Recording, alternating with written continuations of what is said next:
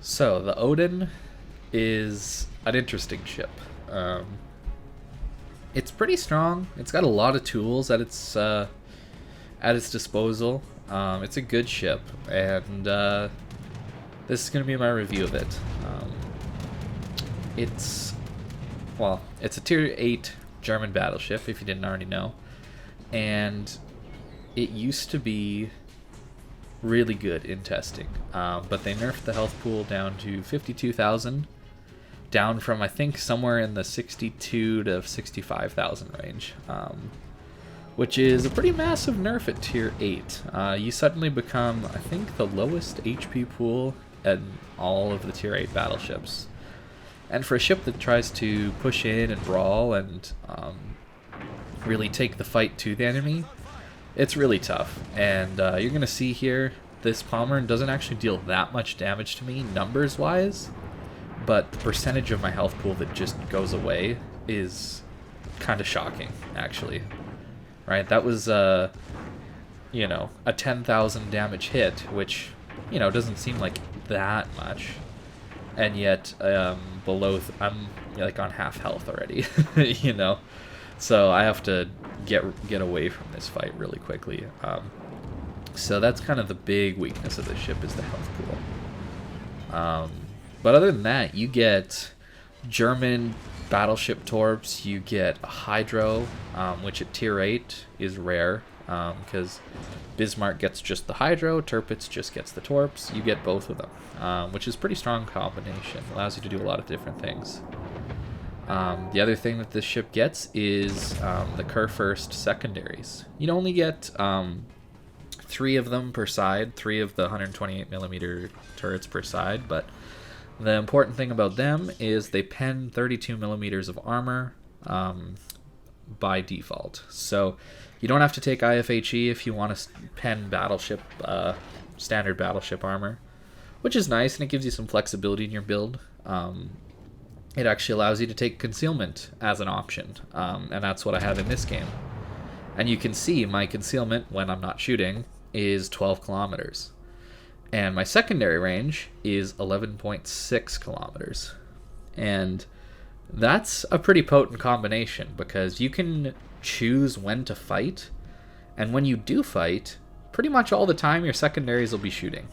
Despite having a few less secondaries than Tirpitz and Bismarck, their DPM is actually only a little bit behind. It's only like 5% less. If that, maybe 2 to 3% less. I did a little bit of napkin math, which may not be totally accurate, but the reason for that is the 128mm secondaries deal more damage per shell than the 105mm secondaries, and they fire faster. Or I should say they fire faster than the normal 128mm secondaries do. Their base reload is faster than the ones on the Kurfürst, and that's pretty significant because it allows the DPM to be higher despite having less guns. The other thing is you have 6 150mm guns, which are pretty powerful, actually. Usually you're only going to get 3 off while maintaining a reasonable angle, but they're pretty strong guns in themselves, and they do add some serious DPM and fire chance to your secondaries. In this game, and a lot of games, I do run a pretty secondary focused build. It's AFT, BFT, and manual secondaries. So pretty solid, but you don't have to go as all in as in like a Tirpitz, for example. As you can see, the guns can be pretty good. We got a dev strike there on that Mayoko. But they're not terribly reliable. They're 305mm guns, and they don't have the best dispersion or the best pen values. They're somewhere in the Alaska pen range, but without the improved pen angles of the Alaska. So you'll see a lot of shatters or bounces with these guns, or you'll overpen a superstructure. It's pretty rare to get some big juicy salvos out of them, unless you hit citadels on broadside cruisers. Really, that's the only time you get the massive damage. but they do have a 23-second reload instead of a 30-second reload of standard battleship guns. Whether that's worth it or not, I think a 20-second reload would have been a little nicer, considering the Bismarck and Tirpitz already get a 26-second reload with 380mm guns, with significantly better pen values and more damage per shell. But these guns are serviceable. I haven't really done any builds in buffing the main guns, because I've found, again, that if my shells are going to be accurate, they'll be accurate anyway. And if they're going to be inaccurate, they're going to be inaccurate anyway. It doesn't really matter that much, I have found. Your mileage may vary, but I have found when taking the accuracy module, it doesn't really change much. So here you can see the power of just having torps on your ship. We're kind of stalling their push in its tracks here by just having the threat of torpedoes. This Pommern and this Kronstadt are just afraid to push out, because I might deal some pretty significant damage with those torpedoes. To note, this ship is better bow in than it is kiting away. The secondary turret angles are really bad backwards, so you really only get 2 of your 128mm turrets on when you're kiting away, instead of 3, like you do when you're pushing forward. But your torpedoes are a threat at close range when you're kiting away, because as you can see, their angles are really, really good backwards. So you can get both sides of your torps off really quite easily while kiting away, just by turning your ship a little bit. But as you can see, I'm kind of trying to use islands to hide myself from a lot of their team and take 1v1 kind of fights. And that's really how you have to play this ship. The health pool is not enough to just openly tank an enemy team. Most battleships can't do that already, and this one is no exception, mainly because of its lackluster health pool. Its armor is really good. You shatter a lot of HE. You have like 40 to 60mm plating all over this thing, which is really, really nice for shattering and bouncing things, but it can lead to more full pens when you're not quite angled properly instead of overpenning the ship. And as you can see, where that back turret is, there's a little step down in the armor, and that creates a flat spot, which also makes it worse for kiting away. There I just led too far, honestly. That was not a good shot, but they finally decided to push, and I instantly lose all my health that I had remaining. So we got a torp on the Kronstadt, and here you can see how easy it is to get that second torp tube off. The reason I go for this is I'm not going to survive Pommern secondaries at this range or the fire of the ship, so I know I'm dead already. So I figure, I may as well try for some torpedoes, because I'm out of heals, and yeah, I'm basically just dead. So there's no point in really running from it. I may as well try and get the torps off. And there we go. I'm gone. So not the tankiest ship, but as you can see, we dealt some pretty solid damage this game. 136,000 in this ship is not bad. I don't think you're ever really going to see the crazy, massive damage numbers that you might see in something like a Massachusetts. I just don't think this ship's as good as the Massachusetts is, but it didn't cost as much as a Massachusetts either, right? You likely got this as a part of the dockyard missions and really only paid a little over 3,000 doubloons for it. And it's a pretty solid ship for that amount. I think it's best played like a cruiser, though. I don't think you can really tank or expect to tank like a battleship normally would. And that's kind of why I run this concealment build, is I can take the fights that I want to. And here you're seeing me do exactly that. I just push up to this island to try and surprise a cruiser, and that's exactly what we did. You're more of a short skirmish kind of fighter, not a long drawn out kind of fight. You'll lose a longer drawn out fight.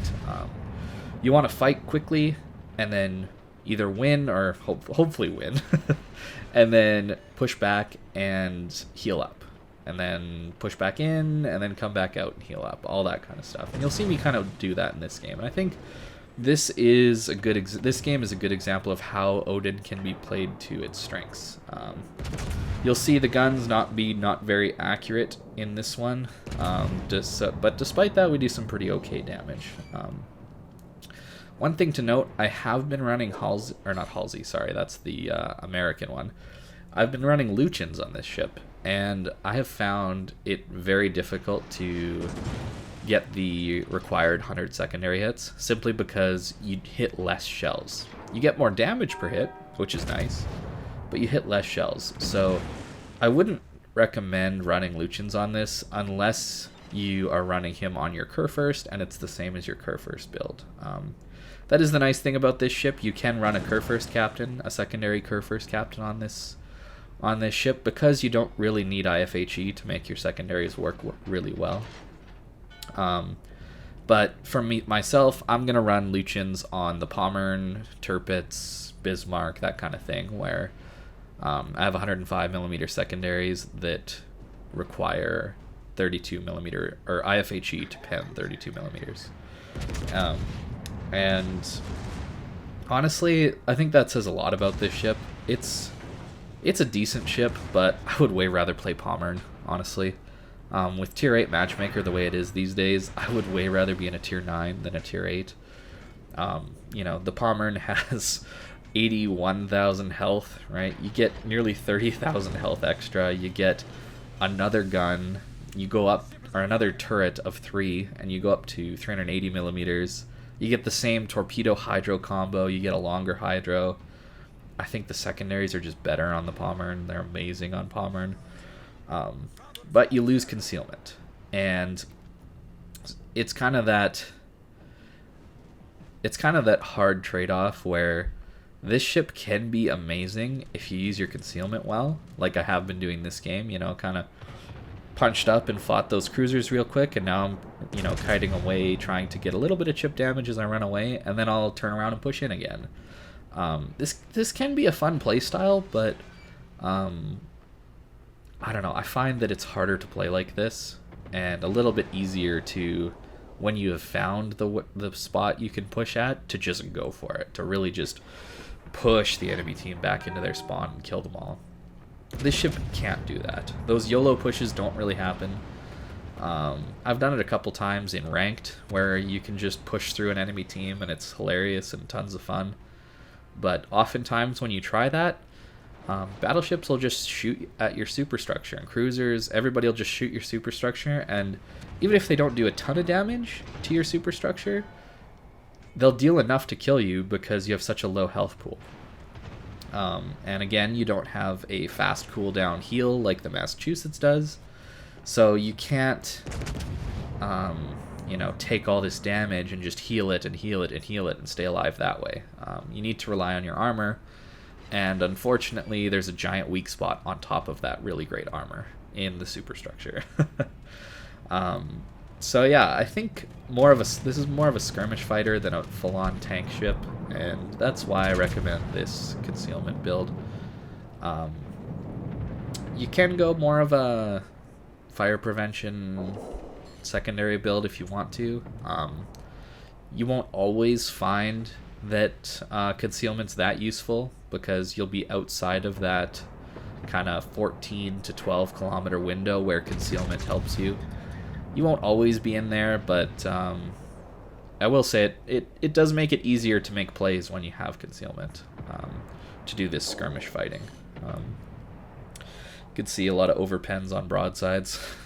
A lot of overpens, bounces, or shatters. That's kind of, you see a lot of that in this ship, but you get a fast reload to counter it. It is a good ship. It's not amazing though. It's not overpowered by any means. I would say it's a little underpowered, honestly. But playing it the right way, you can make it work, and it can be a lot of fun. Like this game was quite a bit of fun, despite me not dealing a ton of damage or dealing a ton of secondary damage either.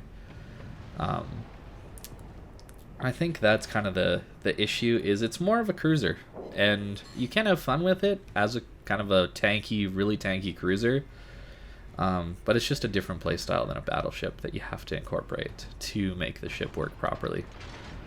As far as modules are concerned, I do take secondary upgrades. I don't really take the maneuverability upgrades in the 1 million cost slot. I take the damage control modification because fires will always land on your ship and deal damage to you. And this ship's pretty maneuverable as is.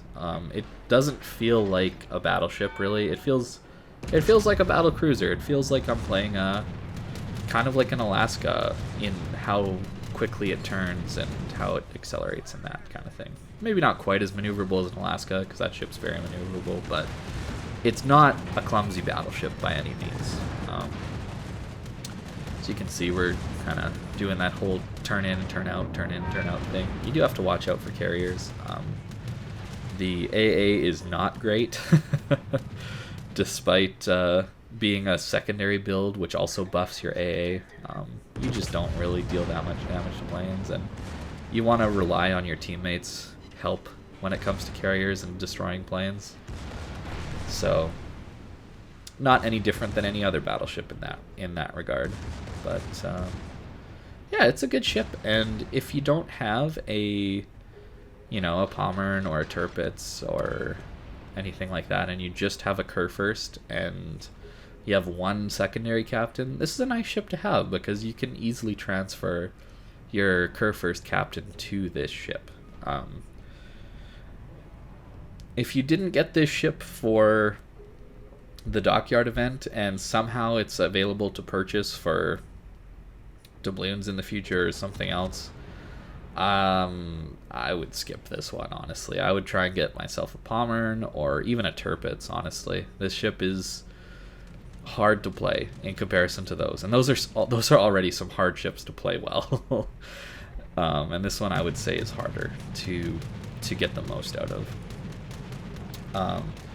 But it can work, and I don't know, it's a neat alternative to the big, huge kind of capital ship that the German battleships generally are. I'm just a little sad to see the health pool so low, and I'm sure a lot of people are in that same camp. It just makes it so tricky to play because you're always on that knife edge of, if I push too far, I just die instantly, and if I stay at the back, I don't really do any damage because I rely on brawling. So it's just an even sharper edge than any other brawling battleship. But when you do get up close to people, you do kind of mess them up, especially if they have armor that you can pen, like 32 millimeters or less. Your secondaries can do some massive damage. And that's kind of the cool draw to this ship. I've had games where I've had almost equal damage out of my torpedoes, my secondaries, and my main guns, which is pretty hilarious to play like that. So I don't know what else this ship is really good at. You're definitely not a sniper, and pushing in is hard in tier 10. I will say if you get into a tier 6 game, tier 6 to 8 game, you can go ham and push, honestly. Those lower tier ships are really going to struggle to deal damage to you with their less DPM, their less accurate guns, like the battleships and that. And they're so slow, right? Because you're a fast ship, right? You're over 30 knots, and you can push people pretty well with that. The problem I have is I just rarely get into 6 to 8 games, so it makes it hard to play this ship when I'm often in that tier 9 and 10 bracket with a little tier 8 ship with 52,000 HP, when a lot of the other battleships, at least when you face tier 10, have literally double your health. So it's a little sad to see that, just two tiers away from each other, and I think this ship would do well with a slightly fixed matchmaking scheme. I don't really know much about World of Tanks, but I think there is some premium ships with special matchmaker that lets them only see 1 tier higher than what they are instead of two tiers higher. And maybe a buff like that to this ship would be kind of cool. In all honesty, I'd love to have +1, -1 matchmaker for everything. That would be amazing. But I doubt we're ever going to get that with how wargaming developers operate in this game. As you can see, Hydro is very useful. I got to see those torps, but in all honesty, I wasn't really paying much attention at this point. I was almost about to just kind of go AFK as we hunt and kill the carrier, but the radar from the Talon kind of saved me, and as you can see, it helps you dodge torps, but you kind of need to dodge torps with this ship, because a single torpedo can knock you down to half HP, right? If you take a Shima torp on the wrong part of your ship, it will deal that 23,000 damage to you, which is absolutely nuts because you can't heal very much of torpedo damage. So if you eat 2 Shimakaze torpedoes, your game's over. And even the tier 8 or tier 9 in this case, Japanese DDs, can ruin your game in an instant. And it's a little sad to realize that just how little this ship's HP is. There's tier 5 to put it in perspective, there's tier 5 battleships with more health pool than this thing. I believe the Congo class has a little bit more than this ship. Which it's why'd you nerf the HP wargaming? Come on. You're gonna make a brawling battleship with 52,000 health? Okay. I don't understand this company very much. Oh man. But that's a game, a decent little game there. You gotta be really passive in this ship, honestly. Like I was very tentative to push. I never really overcommitted in this one, so that's kind of how you gotta play it, just because your health pool's so little. There's just not much you can do, but as you can see, 58 hits and 21,000 damage from those hits. That's pretty solid for secondary damage. Per shell hit, that kind of thing. So that's kind of the power of that side of the ship. So thanks for watching, guys. Hope you have a good day.